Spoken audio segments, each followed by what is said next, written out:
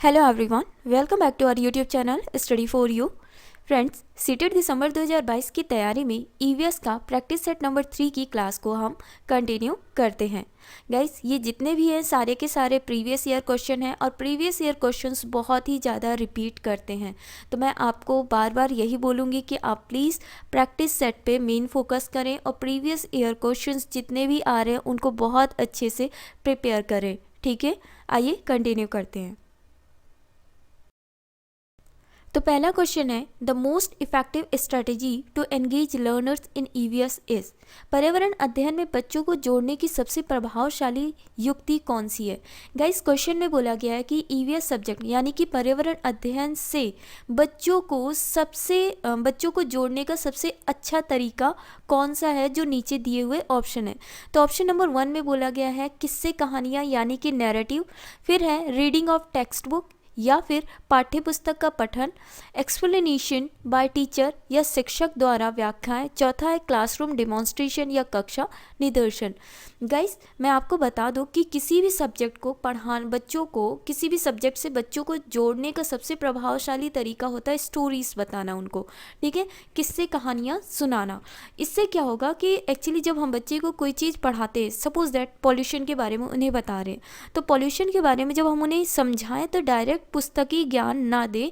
उन्हें ये ना बोलें कि आप टेक्स्ट बुक को रीड करिए, जो लिखा है वही है पर्यावरण।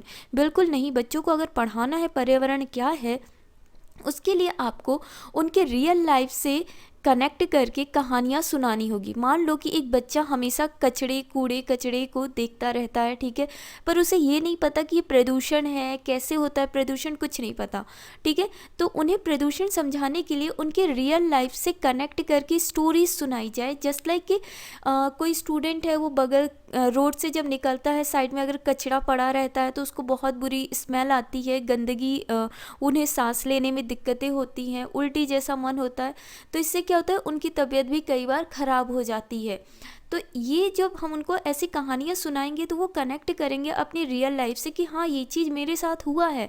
तो इससे उन्हें समझ में आएगा, अच्छा इसे प्रदूषण कहते हैं और ये कौन सा प्रदूषण है। तो ऐसे हम बच्चों को किस्से कहानियों के थ्रू बच्चों को किसी भी सब्जेक्ट को इफ़ेक्टिव तरीके से पढ़ा सकते हैं। ओके, आई होप कि आपको पहला आंसर समझ में आया होगा। तो पहले क्वेश्चन का आंसर है नैरेटिव यानी कि किस्से कहानियाँ। सेकेंड क्वेश्चन है, children should be encourage to tap sources other than text book and teachers in EVS why. पर्यावरण अध्ययन में बच्चों को पाठ्य पुस्तकों और शिक्षकों के अलावा अन्य स्रोतों की मदद लेने के लिए प्रोत्साहित करना चाहिए। ऐसा क्यों करना चाहिए? जो ईवीएस सब्जेक्ट है, बच्चों को ऐसे पढ़ाओ कि उन्हें सिर्फ पुस्तकीय ज्ञान या शिक्षकों के जो रटे रटाए क्वेश्चन आंसर हैं उसके अलावा उन्हें अन्य स्रोतों से भी सीखने को प्रोत्साहित करना चाहिए। तो ऐसा क्यों करना चाहिए? ऑप्शन नंबर 1 है, पर्यावरण अध्ययन सीखने के लिए पाठ्य पुस्तक और शिक्षक ही स्रोत नहीं है। देखिए गाइस, वहाँ पे क्वेश्चन में ही बोला गया है कि पाठ्य पुस्तकों और शिक्षकों के अलावा आपको बताना है। तो यहाँ पे वो सेम क्वेश्चन को ही डाल दिया ऑप्शन नंबर ए में, तो ये नेगेटिव हो जाता है, यानी कि ये आपका आंसर नहीं होगा। सेकंड में है, यह पर्यावरण अध्ययन सीखने के लिए समुदायों और माता पिता की उपस्थिति का विकास करेगा। बिल्कुल ये करेक्ट आंसर है, क्योंकि इसमें बोला गया है कि पर्यावरण अध्ययन सीखने के लिए समुदायों। हमें गाइस, आपने ईवीएस सब्जेक्ट अगर रीड किया हो तो आपने देखा होगा कि उसमें क्या है कि सोसाइटी के बारे में, अपने घर परिवार के बारे में, उनके आसपास जो हो रहा है उन सब चीज़ों के बारे में बताया जाता है। ऐसा इसलिए बताया जाता है और उनसे बच्चों से क्वेश्चन भी उनके परिवार से रिलेटेड या उनकी डेली लाइफ में जो भी हैपनिंग कनेक्टेड है उससे रिलेटेड क्वेश्चंस पूछे जाते हैं। ऐसा क्यों किया जाता है? ऐसा इसलिए ताकि बच्चा अपनी पाठ्य पुस्तकों और शिक्षकों के अलावा बाहरी ज्ञान भी इकट्ठा करे। ठीक है। तीसरा है, यह शिक्षकों को बच्चों की पृष्ठभूमि को जानने का अवसर देता है। It will provide opportunity to teachers to know the child's background. Guys, background मतलब ये नहीं कि उसकी फाइनेंशियल बैकग्राउंड कैसी है और कैसी नहीं, मतलब कि शिक्षकों को मौका मिलेगा इससे कि वो बच्चे के बारे में जान सके कि उसकी फाइनेंशियल सिचुएशन कैसी है, वो पढ़ पा रहा है तो क्यों पढ़ पा रहा है, वो नहीं पढ़ पा रहा है तो क्या क्या दिक्कतें आ रही हैं, क्या क्या हुआ है उसके साथ, कैसे कैसे हो हो सकता है। तो ये सारी चीज़ें मतलब कि शिक्षकों को बच्चों के बैकग्राउंड के बारे में पता चलता है, जिससे कि वो उस चीज़ को सुधार में कन्वर्ट कर सके। ठीक है, डी ऑप्शन है, यह बच्चों के सौंदर्यगत और मनोक्रियात्मक कौशल का विकास करता है। बिल्कुल, बच्चों की जो उनका मनोक्रियात्मक होता है उस चीज़ को डेवलप करने में हेल्प करता है बाहरी ज्ञान। तो इसका ऑप्शन होता है बी, सी। तो करेक्ट ऑप्शन क्या है? बी, सी और डी, यानी कि option number C. Question number 3 है, a teacher always begin by conducting activities followed by questions and discussion. एक शिक्षक हमेशा क्रियाकलापों को कराने के बाद प्रश्नों और चर्चाओं का संचालन करता है। क्यों करता है? उसका उद्देश्य क्या है? क्रियाकलापों, प्रश्नों और चर्चाओं का संचालन करने का मेन पर्पस क्या है? क्या है इसका उद्देश्य? शिक्षक क्यों करवाते हैं क्रियाकलाप, प्रश्न और चर्चा? जो डिस्कशन होता है, ग्रुप डिस्कशन हो गया, या फिर क्वेश्चंस जब पूछे जाते हैं बच्चों से, तो ऐसा क्यों करवाया जाता है? या फिर अदर एक्टिविटीज़ करवाई जाती है, कुछ क्रिएटिविटी हो गई या कोई भी प्रोजेक्ट वर्क हो गया, तो ऐसा करवाने का उनका पर्पस क्या होता है? ऐसा करवाने का उनका पर्पस ये होता है कि बच्चों के अंदर उनका जो कौशल है, कौशल का विकास किया जाए। किन किन चीज़ों का? बच्चों की प्रक्रिया कौशलों का आकलन किया जा सके, यानी कि assess the children's process skill. Second है, बच्चों को खोजने का अवसर देना। बिल्कुल, हमेशा ये करेक्ट ऑप्शन हमेशा होगा कि जहाँ बच्चों को बाल केंद्रित, यानी कि बच्चों को जहाँ पढ़ने के लिए आज़ादी मिलेगी, वो ऑप्शन हमेशा सही होगा। तो इसमें बोला गया बच्चों को खोजने का अवसर देना, मतलब उनको फ्रीडम दी जा रही है कि वो अपने से खोजें, रिसर्च करें और उसके बारे में पता लगा के बताएं। थर्ड है, बच्चों को अपनी अभिव्यक्ति का अवसर देना। ठीक है, बच्चे खुद को जान सके, वो खुद को एक्सप्रेस कर सके कि उनके अंदर जो जो ज्ञान है, वो कौन कौन से ज्ञान है, वो उस चीज़ को एक्सप्रेस कर सके। बच्चों को अपनी अभिव्यक्ति का अवसर देना चाहिए।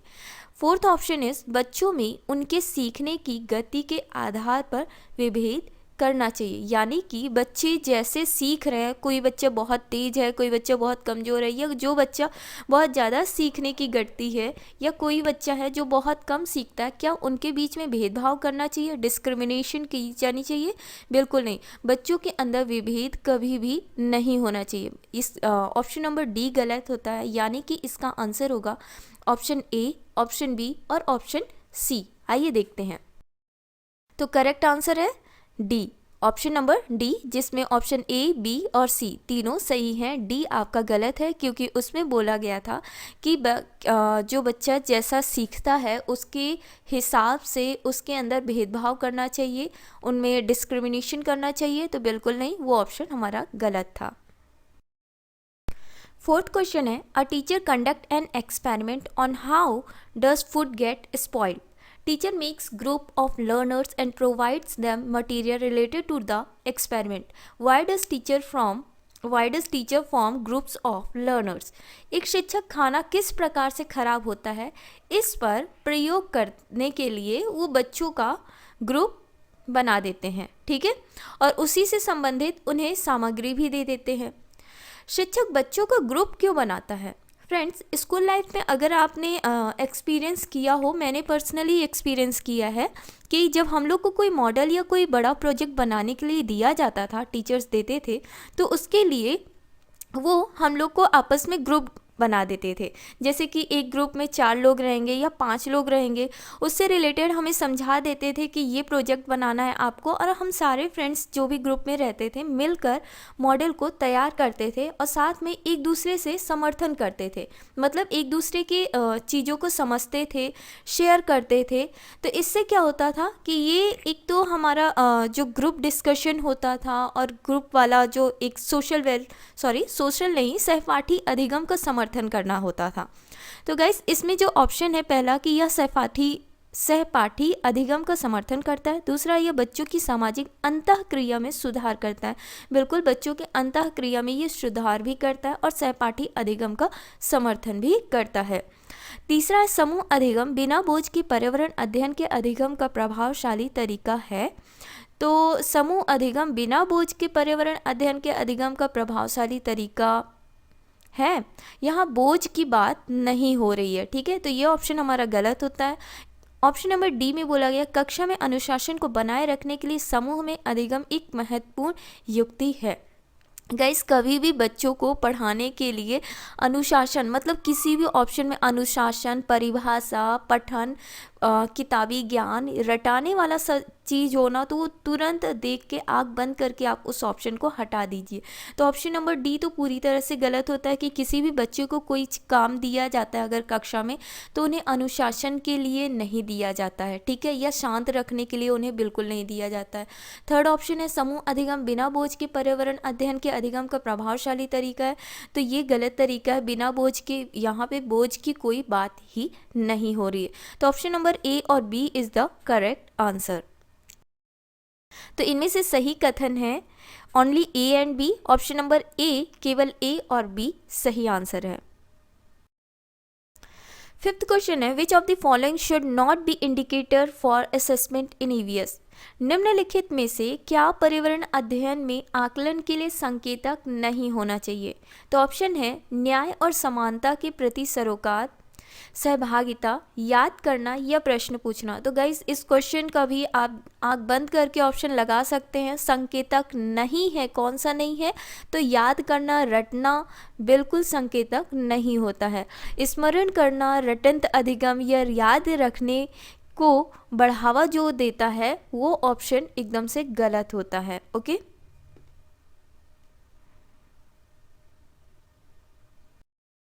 अगला क्वेश्चन है in EVS teachers should provide opportunities to the children to assess themselves. Self assessment is. पर्यावरण अध्ययन में शिक्षक के द्वारा बच्चों को स्वयं अपने का आकलन करने के लिए अवसर देना चाहिए। जो खुद का स्व आकलन है उसे कहते हैं असेसमेंट एज लर्निंग या फिर सीखने के समान आकलन। जो खुद से अपना आकलन करे उसे क्या कहते हैं, सीखने के समान आकलन या फिर assessment as learning. Okay, which technique is used in the rating scale. Guys जो रेटिंग स्केल है इस तकनीक का उपयोग जांच सूची या चेकलिस्ट के लिए किया जाता है। नेक्स्ट क्वेश्चन है which of the following is not the objective of teaching EVS. निम्नलिखित में से कौन पर्यावरण अध्ययन का उद्देश्य नहीं है। तो आप बताइए कि इनमें से कौन सा है जो पर्यावरण अध्ययन का उद्देश्य नहीं है। ऑप्शन नंबर ए, बच्चों की जिज्ञासा और सृजनात्मकता का पोषण करना।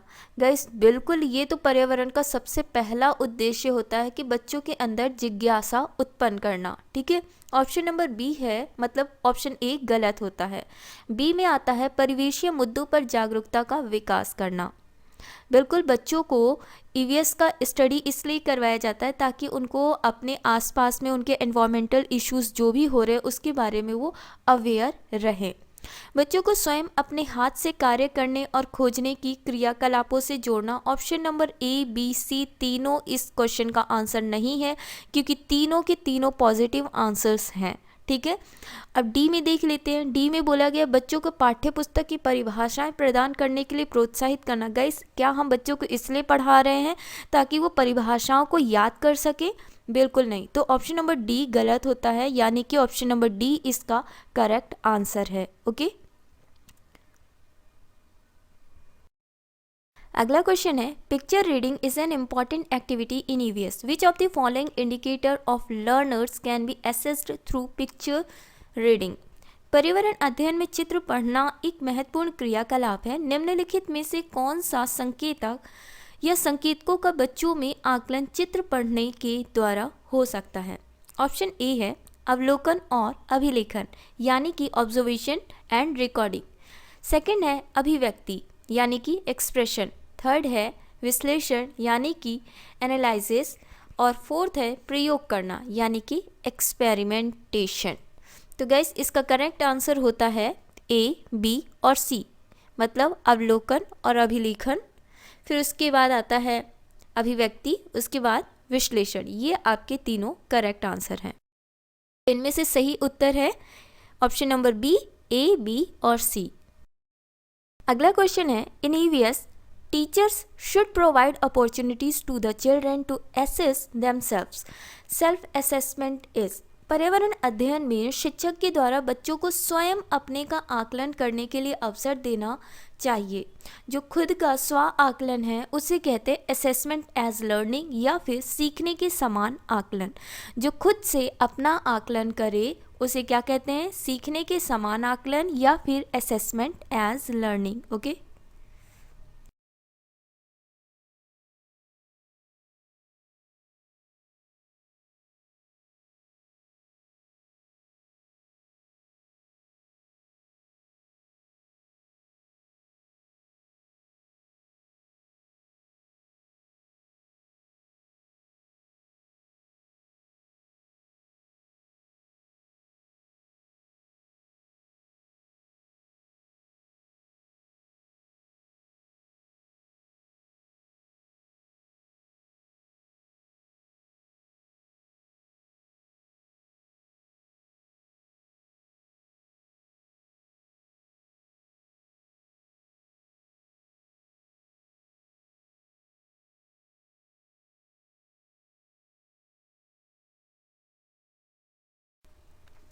Consider the following statements about the practices followed under झूम farming.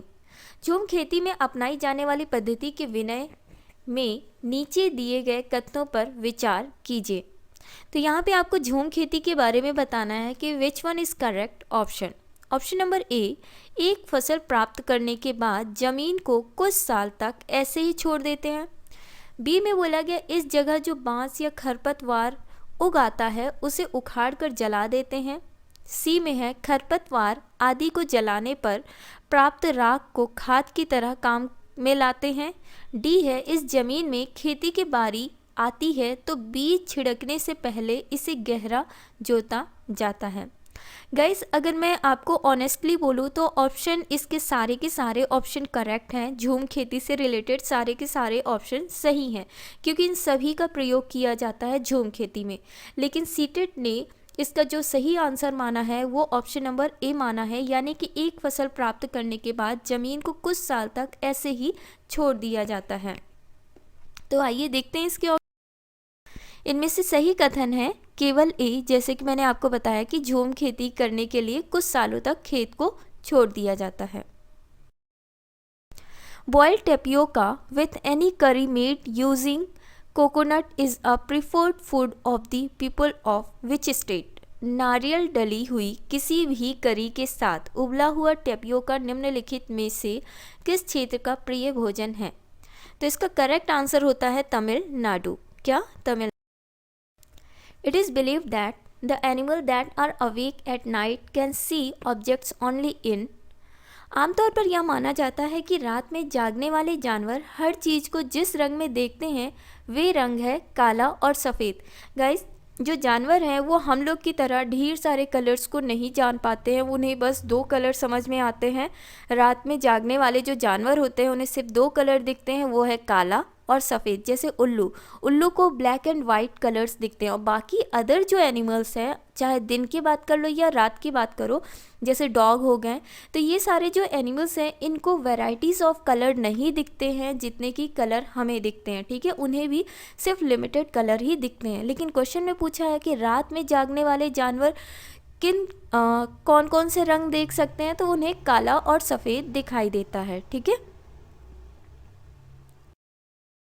Earthworms are considered friends of the farmers. Select from the following the correct reason for the same। केंचुओं को किसान का मित्र माना जाता है, इसके लिए निम्नलिखित में से सही कारणों को चुनिए। तो इसमें से सही कारण क्या क्या होगा। पहला है केंचुए मृत पत्तियों तथा पौधों को खाते हैं तथा इनके मल से जमीन उपजाऊ बनती है। क्या ये सही है? आगे देखते हैं। केंचुए खरपतवार खाते हैं जिससे मुख्य फसल की रक्षा होती है। तीसरा है केंचुए जमीन में छेद बनाते हैं जिससे जमीन पोली हो जाती है। चौथा है केंचुओं द्वारा बनाए गए छेदों से जमीन को आसानी से हवा और पानी मिल जाता है। तो गाइस, इसका ऑप्शन डी करेक्ट होता है। ओके, ऑप्शन सी भी करेक्ट होता है क्योंकि केचुए ज़मीन में छेद बनाते जिससे ज़मीन पोली हो जाती है, वो कैसी हो जाती है, भुरभुरी हो जाती है, मिट्टी सॉफ्ट हो जाती है। और डी में बोला गया केचुओं द्वारा बनाए गए छेदों से ज़मीन को आसानी से हवा और पानी मिल जाता है। अब बी में क्या है, बी में बोला गया है कि केचुए खरपतवार खाते हैं जिससे मुख्य फसल की रक्षा होती है। ऑप्शन बी गलत है, ठीक है। ऑप्शन ए में बोला गया केचुए मृत पत्तियों और पौधों को खाते हैं तथा इनके मल से जमीन उपजाऊ बनती है। तो ऑप्शन ए, सी और डी आपका करेक्ट होता है। तो इनमें से सही ऑप्शन है ऑप्शन नंबर सी, यानी कि सी, डी और ए। मतलब बी ऑप्शन आपका गलत है, जिसमें क्या बोला गया था, जिसमें बोला गया था कि केचुए खरपतवार खाते हैं जिससे मुख्य फसल की रक्षा होती है। ओके, वो आंसर, वो ऑप्शन गलत था। लास्ट क्वेश्चन है, tribal people have been using bronze to make many things since thousand of years. Bronze is still used in our houses. Select from the following the most correct statement about the bronze. आपको यहाँ बताना है कि bronze किस किस material का mixer होता है, ठीक है। कांसा जो होता है वो कौन कौन से मटेरियल से मिलकर बना होता है। हिंदी में बोला गया है आदिवासी हजारों साल पहले से कांसे की चीज़ें बनाते आए हैं। आज भी हमारे घरों में कांसे का उपयोग होता है। कांसे के विषय में निम्नलिखित में से सबसे सही कथन कौन सा है। तो मैं आपको करेक्ट आंसर बता दूं कि इसका करेक्ट ऑप्शन डी है, यानी कि यह तांबे और टीन का मिश्रण है। It is mixture of copper and teen. इस चीज़ को ज़रूर याद कीजिएगा। गाइस, ये थे आज के हमारे 15 क्वेश्चन। आई होप कि आपको सारे क्वेश्चन समझ में आए होंगे और कोई भी डाउट नहीं होगा। अगर आपको कोई अदर सब्जेक्ट पढ़ना है या कोई भी टॉपिक से रिलेटेड डाउट है तो आप मुझे कमेंट बॉक्स में कमेंट कर सकते हैं। मैं ज़रूर कोशिश करूँगी कि आने वाली जो नेक्स्ट वीडियो होगी उसमें मैं आपके डाउट को सॉल्व ज़रूर करूँ, ठीक है। वीडियो पसंद आया हो तो वीडियो को लाइक, शेयर एंड चैनल को सब्सक्राइब ज़रूर करें। Thank you.